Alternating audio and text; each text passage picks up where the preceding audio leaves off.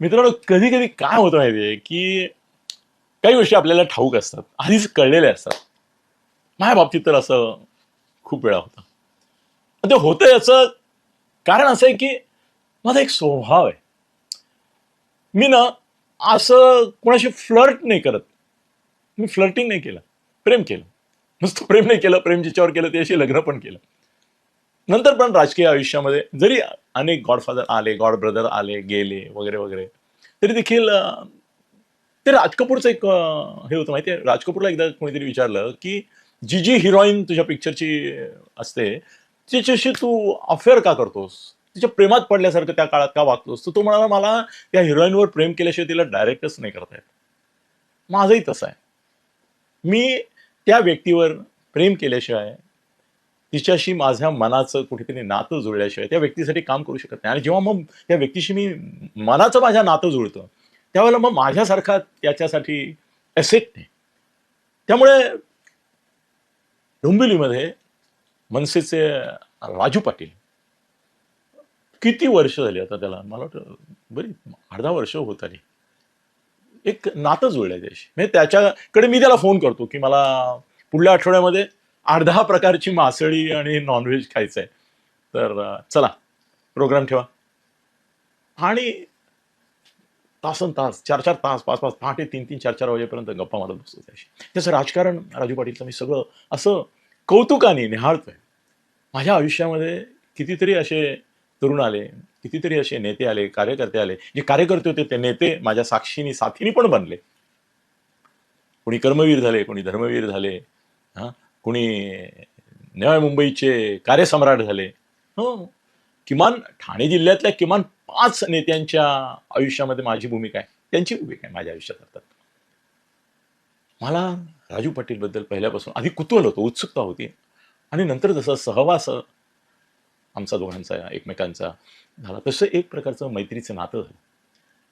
मला माहिती होतं राजू पाटील आमदार झाला, त्याला आपण मनसेचा आमदार असं म्हणतो.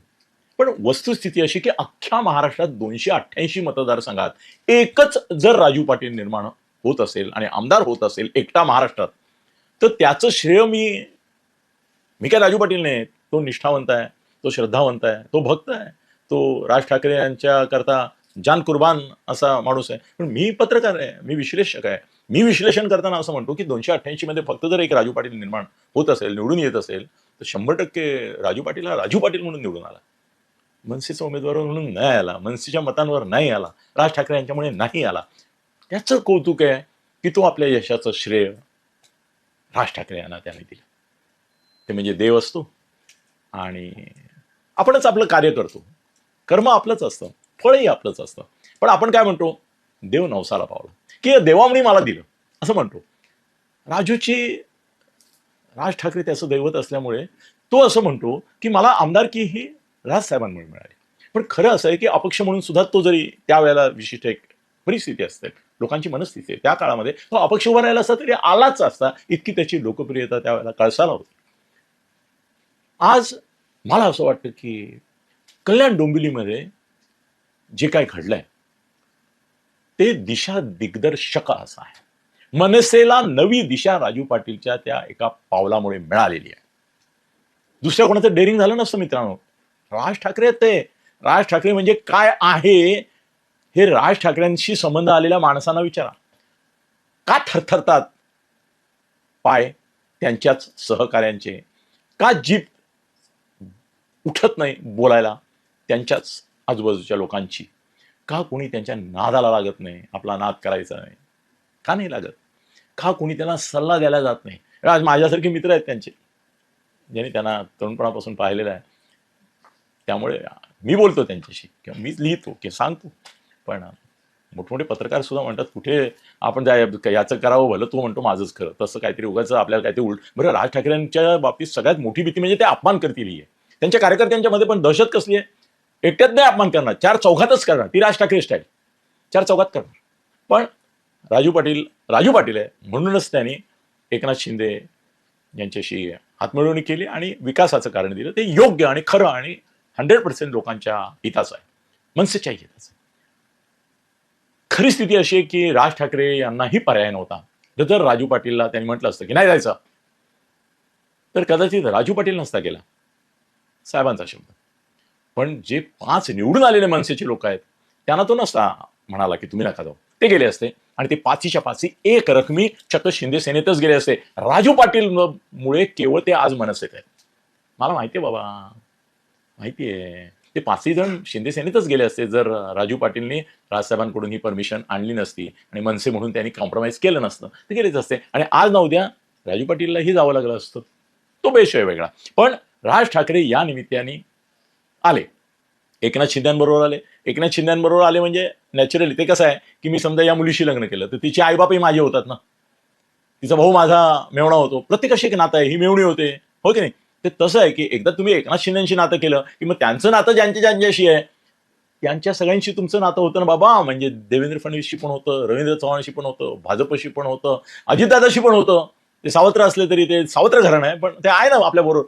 म्हणजे तुम्ही त्या महायुतीच्या परिवाराचे एका मोठ्या, शरद पवारांचे म्हणतात 36 आमदार होते वेगवेगळ्या पक्षात मिळून महाराष्ट्र विधानसभेत असतात आणि नेहमीच असतात 36-40. एवढं नातं गोतं आहे. हे नातं गोतं राजू पाटीलने निर्माण केलं आणि राज ठाकरे देखील या वर्षाअखेरपर्यंत महायुतीपर्यंत पोहोचणार आहेत हे मी प्रेडिक्ट केलंच आहे. आता तुमचा प्रश्न जो आहे त्याचं उत्तर मी देतो की उद्धव ठाकरे काय. आता 11 जे नगरसेवक आहेत डोंबिवलीचे, कल्याणचे, ते गेले त्यांच्याकडे आणि म्हणाले की काय करू हा प्रश्नच असा होता की काय करू म्हणजे आम्हालाही मनसेप्रमाणे जायचंय, विकासाचे वाटा धरायचे आहेत.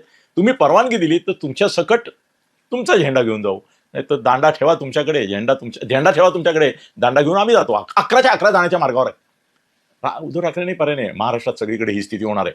आज जर आरक्षण होऊ द्या, नंतर तुम्ही बघाल. उबाठाला जर जिवंत राहायचं असेल, उद्धव ठाकरे यांना राजकारणात टिकून राहायचं असेल तर या पुढल्या काळामध्ये त्यांना महायुतीच्या मार्गावर राज ठाकरेंच्या बरोबर किंवा मागे निघण्याशिवाय गत्यंतर नाही.